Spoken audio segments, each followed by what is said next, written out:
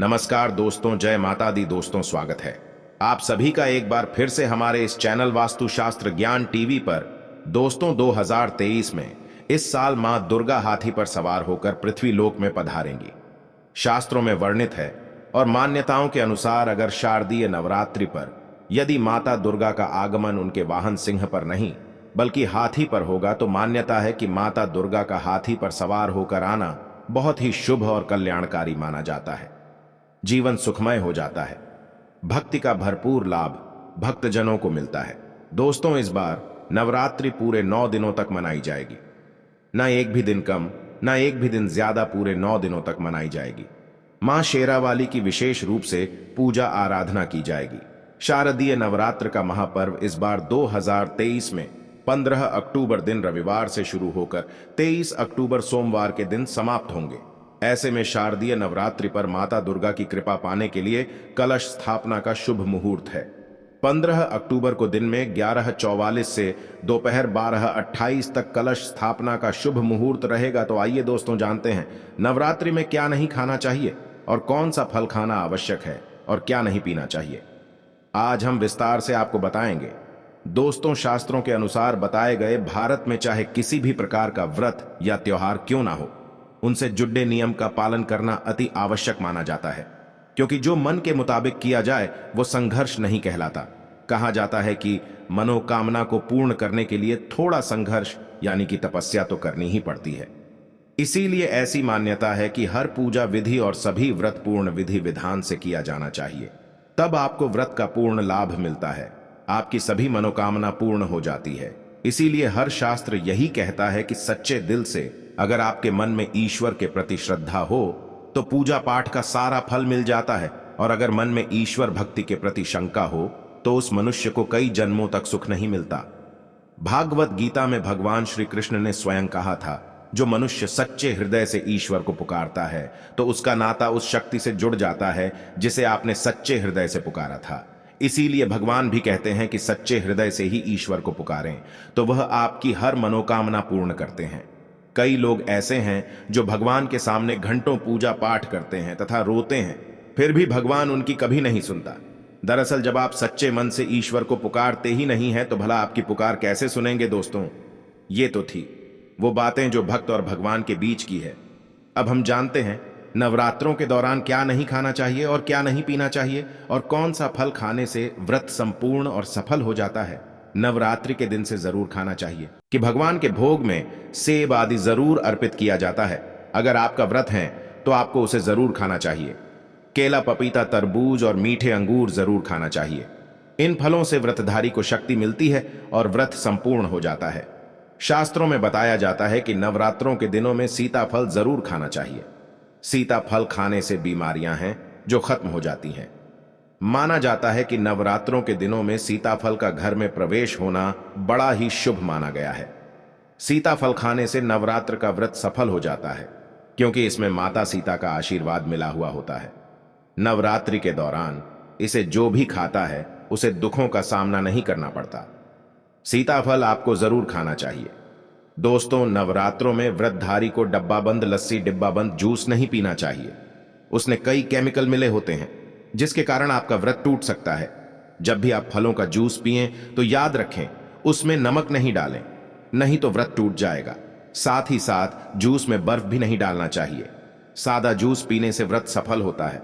दोस्तों, नवरात्रि के दौरान सिंघाड़े का आटा या कुत्तू का आटा खाने से पहले यह देख ले कि आटा पुराना नहीं होना चाहिए, क्योंकि पुराने आटे में कीड़े वगैरह पड़ जाते हैं जिसके कारण आपका व्रत टूट सकता है, क्योंकि यह छोटे छोटे कीड़े हमें दिखाई नहीं देते और आपके मुंह तक पहुंच जाते हैं। ऐसा आटा खाना मतलब कीड़े मकोड़ों का मांस खाने के बराबर माना गया है। दोस्तों, नवरात्रि के दौरान आप शाम के समय खाने में दही ले सकते हैं, आलू वगैरह खा सकते हैं, साबूदाने की टिकिया बनाकर खा सकते हैं, साबूदाने के और आलू के पापड़ भी खा सकते हैं। कई सब्जियां तो ऐसी हैं जो नवरात्रि के दौरान भोजन में शामिल कर सकते हैं। इससे आपको जो मिले और व्रत सफल हो जाएगा। नवरात्रि के दौरान आप दूध पी सकते हैं जो आपको ताकत देगा। चाय वगैरह भी पी सकते हैं, लेकिन याद रहे उसमें नमक न डालें। एक बात का ध्यान रहे, व्रतधारी को पेट भर खाना यानी गले तक भोजन नहीं करना चाहिए। नहीं तो व्रत रखने का कोई भी फायदा नहीं होगा। थोड़ा थोड़ा खा सकती है दोस्तों। नवरात्रि के 9 दिन शक्ति मां दुर्गा को समर्पित होते हैं। नवरात्रि के 9 दिन माता रानी के 9 अलग अलग स्वरूपों का पूजन किया जाता है। नवरात्रि के 9 दिनों में माता रानी को अलग अलग स्वरूप के हिसाब से कुछ अलग अलग भोग अर्पित किए जाते हैं। लेकिन क्या आप जानते हैं, कुछ ऐसी वस्तु है जिन्हें नवरात्र के दौरान भूलकर भी माता रानी को अर्पित नहीं करना चाहिए। अगर इन वस्तुओं को आप गलती से भी माता रानी को अर्पित कर देते हैं तो आपको व्रत और पूजन का पूर्ण लाभ नहीं होगा। इसीलिए माता रानी की कृपा प्राप्त करने के लिए आपको यह जानना अति आवश्यक है कि वो कौन सी ऐसी वस्तु है जो माता रानी के पूजन में भूलकर भी नहीं करना चाहिए। तो आइए मां का जयकारा लगाते हुए वीडियो को शुरू करते हैं। दोस्तों, नंबर 1, नवरात्रि के दौरान शादीशुदा महिलाओं को सफेद कपड़े पहनकर पूजा पाठ नहीं करना चाहिए। साथ ही साथ काले कपड़े भी नहीं पहनना चाहिए। इससे पूजा व्रत आदि खंडित हो जाती है। माता की चौकी जब आप लगाए तो उसके नीचे कागज नहीं लगाना चाहिए। माता की चौकी हमेशा लाल कपड़ा बिछाकर ही बनाना चाहिए। हमेशा याद रहे, नवरात्रों के इन 9 दिनों तक व्रतधारी को अपना आसन मां की चौकी के आगे ही लगाना चाहिए और वहीं पर आपको सोना चाहिए। मंदिर को नवरात्रों के दौरान अकेला नहीं छोड़ा जाता। बहुत ही अशुभ माना जाता है। इससे दुर्गा माता नाराज हो जाती है और हमेशा के लिए चली जाती है।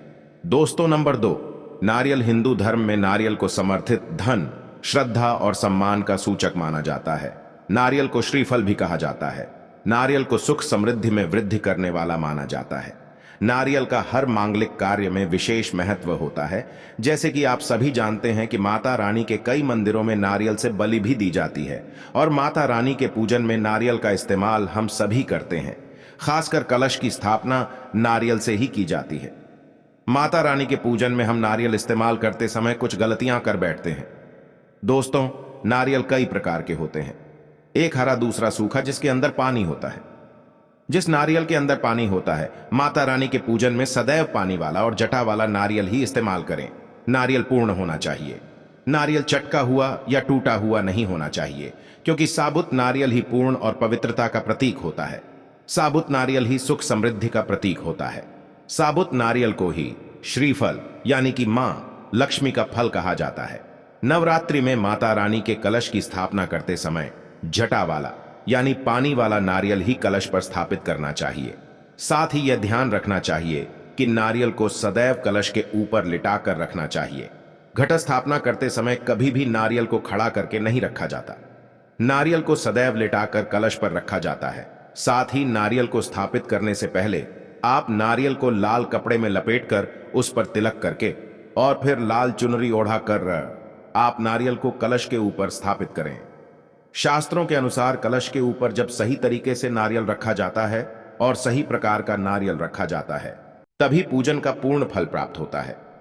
यह भी ध्यान रहे कि महिलाएं माता रानी को नारियल अर्पित कर सकती हैं, लेकिन कभी भी माता रानी के सामने नारियल को भूल कर भी ना तोड़े, क्योंकि नारियल बीज रूप होता है और स्त्रियां बीज रूप से ही शिशु को जन्म देती हैं। इसीलिए कभी भी महिलाओं को नारियल नहीं तोड़ना चाहिए। दोस्तों, नंबर 3, लौंग। हम सभी माता रानी के पूजन में इस्तेमाल करते हैं, लेकिन लौंग का इस्तेमाल करते समय एक बहुत बड़ी गलती कर बैठते हैं। हमेशा ध्यान रखना चाहिए कि माता रानी को सदैव फूल वाली लौंग ही अर्पित करना चाहिए। जिस लौंग के ऊपर फूल नहीं होता या फिर जिस लौंग के पीछे लकड़ी की डंडी नहीं होती, उसको आप माता रानी के पूजन में भूलकर भी इस्तेमाल ना करें। फूल वाले लौंग को ही पूर्ण माना जाता है और माता रानी के पूजन में कोई भी अपूर्ण वस्तु, कोई भी खराब वस्तु या टूटे हुए अक्षत इस्तेमाल नहीं करना चाहिए। इसीलिए सदैव पूजन में फूल वाली लौंग का ही इस्तेमाल करें। दोस्तों, नंबर 4, तुलसी के पत्ते अर्पित नहीं करना चाहिए। मां दुर्गा की पूजा में तुलसी पत्र का इस्तेमाल करना वर्जित माना जाता है। तुलसी पत्र के अलावा माला भी माता रानी को अर्पित नहीं करना चाहिए और दूर्वा भी माता रानी को अर्पित नहीं करना चाहिए। दूर्वा भगवान श्री गणेश को अति प्रिय है। नवरात्रि में आप भगवान गणेश को दूर्वा अर्पित कर सकते हैं। भगवान विष्णु जी को तुलसी के पत्ते अवश्य अर्पित कर सकते हैं, लेकिन माता रानी को भूल कर भी तुलसी के पत्ते या दूर्वा अर्पित ना करें। माता रानी को सफेद फूल भी अर्पित ना करें। माता रानी को सदैव लाल रंग के फूल अर्पित करने चाहिए। लाल रंग के फूल माता रानी को अति प्रिय है। खासकर माता को गुड़हल और कमल के फूल अति प्रिय है। शास्त्रों में बताया जाता है कि घर में माता रानी की 2 या 3 मूर्तियां या फोटो नहीं होने चाहिए।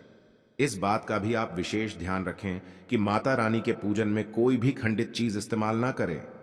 खंडित चीज जैसे कि छत का हुआ या टूटा हुआ दीपक या फिर चटका हुआ कोई बर्तन। साथ ही यह भी ध्यान रहे कि लोहे के और प्लास्टिक के बर्तन आप माता रानी के पूजन में इस्तेमाल ना करें, क्योंकि प्लास्टिक के चाइनीज बर्तन हड्डियों के पाउडर से मिलकर बनते हैं। ऐसा ना करें।